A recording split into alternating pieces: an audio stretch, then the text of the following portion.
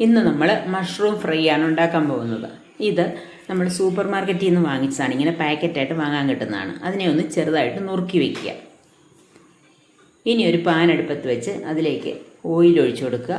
ഞാനിവിടെ സൺഫ്ലവർ ഓയിലാണ് ഒഴിച്ചിരിക്കുന്നത്. അത് ചൂടായി വരുമ്പം കടുക്, നല്ല ജീരകം, ഒരു നുള്ളു പെരിഞ്ജീരകം ഇത്രയും കൂടി ഇട്ട് അതൊന്ന് പൊട്ടി വരുമ്പം അതിലേക്ക് സവാള, പച്ചമുളക്, ഇഞ്ചി, വെളുത്തുള്ളി ഇത്രയും പൊടിയായിട്ട് അരിഞ്ഞത് ചേർത്ത് കൊടുക്കുക.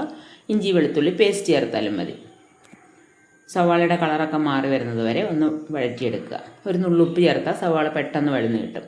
ഇനി അതിലേക്ക് നമുക്ക് പൊടികൾ ചേർത്ത് കൊടുക്കാം. മുളക് പൊടി, മഞ്ഞൾപ്പൊടി, ഗരം മസാലപ്പൊടി, കുരുമുളക് പൊടി, പിന്നെ ഒരല്പം പെരിഞ്ജീരകപ്പൊടി ഇത്രയും കൂടെ ചേർത്ത് നന്നായിട്ട് വഴറ്റുക. വഴന്ന് കഴിയുമ്പോൾ അതിലേക്ക് നമ്മൾ നുറുക്കി വെച്ചിരിക്കുന്ന മഷ്റൂമും ചേർക്കുക.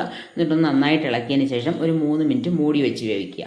ഈ സമയത്ത് നമുക്ക് ആവശ്യത്തിന് ബാക്കി ഉപ്പും കൂടെ ചേർത്ത് കൊടുക്കാം.